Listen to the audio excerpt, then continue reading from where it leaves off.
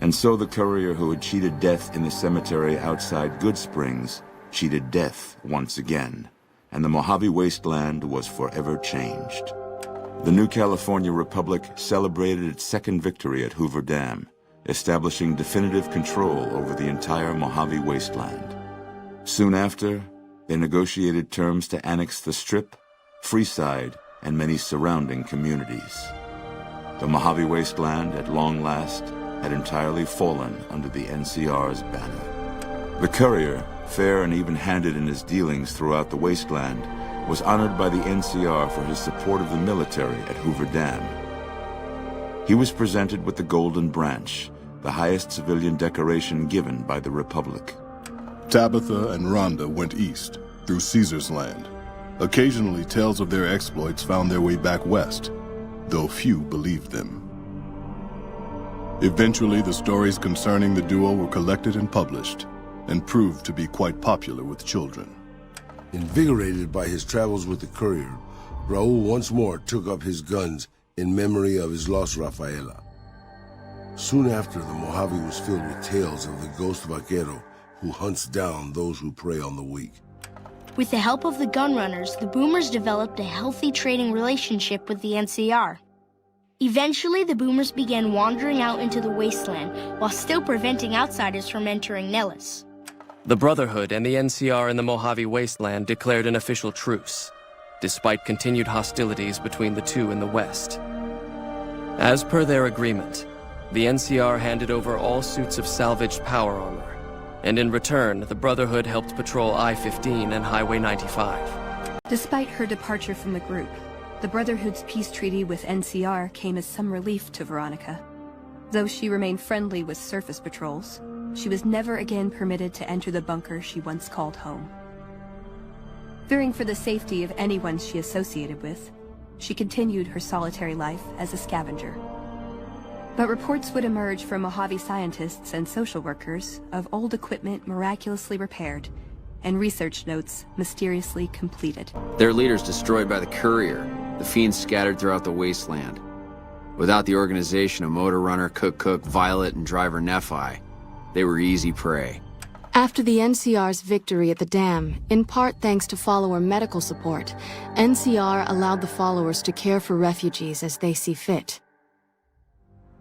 Old Mormon Fort expanded its services and was able to aid more people, becoming a refuge for the less fortunate citizens of New Vegas. Arcade had hoped that Freeside would be able to remain independent of NCR rule. But he was glad that Caesar's Legion had been stopped at Hoover Dam. He tended to the sick in Freeside for a while longer, then returned to NCR territory to become a teacher with the followers there. Good Springs saw more trade along I-15 after NCR gained control of the Mojave Wasteland, but with that came a heavy burden of the Republic's taxes. Some old-timers, unable to handle the cost, were forced to move on, grumbling all the while. In the years following the destruction of Cassidy caravans, NCR used evidence of the plot to blackmail the Crimson Caravan and the Van Graffs. NCR enacted strict trade laws with little resistance, strengthening their supply lines and their position in the Mojave.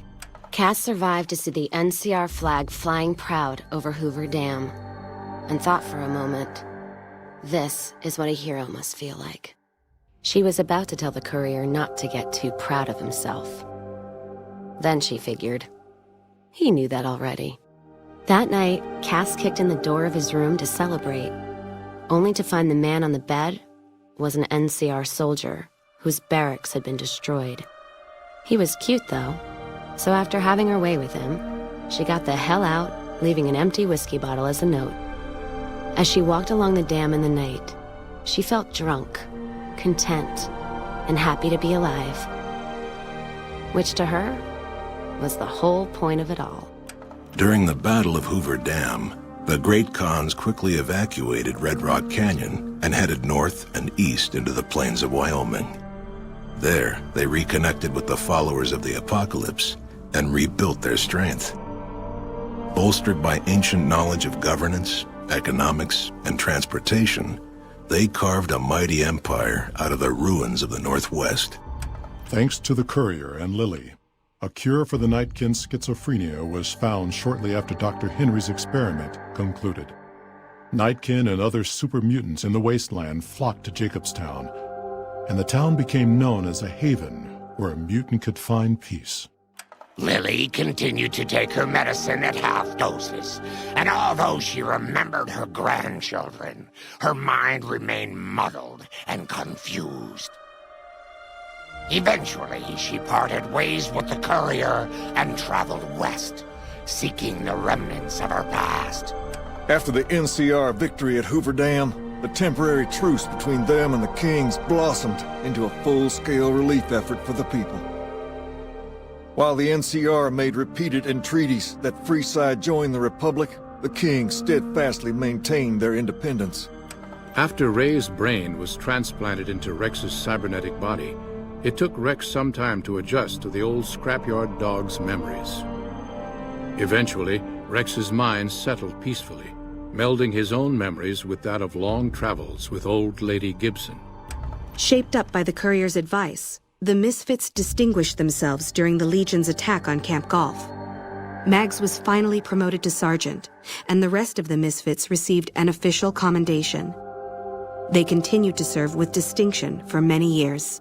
Though Novak was a low-priority target for the Legion, many of Novak's citizens died in its defense. In the weeks that followed, several bright followers returned to Novak to help restore its defenses, allowing it to remain independent of NCR. Looking for a place where he could be of some use, Boone found himself re-enlisting with his old unit. Though his regrets remained in his thoughts, they coalesced into a purpose, and Boone embraced it.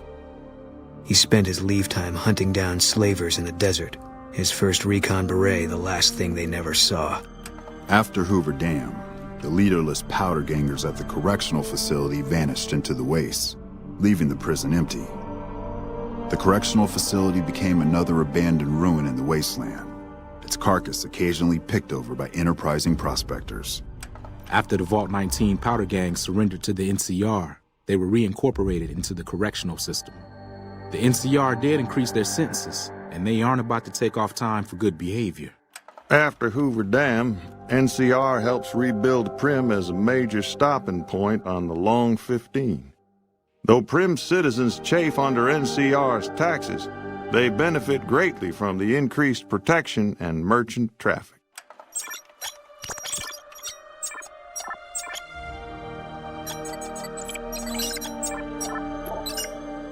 Due to the courier's intervention, Chief Hanlon abandoned his plan to sabotage the defense of Hoover Dam. The Rangers assisted the troopers admirably during the Legion's ill-fated attack. Though General Oliver and Chief Hanlon were both praised for their leadership, the chief quietly stepped out of the spotlight. After a brief fanfare for a life full of accomplishments, Chief Hanlon retired and returned to the peace and quiet of his ranch in Redding. After their bold arrival at Hoover Dam, the remnants disappeared as quickly as they came. Legends of their power spread throughout the Southwest, a reminder of why people once feared the sight of vertibirds in the sky. And so the courier's road came to an end, for now.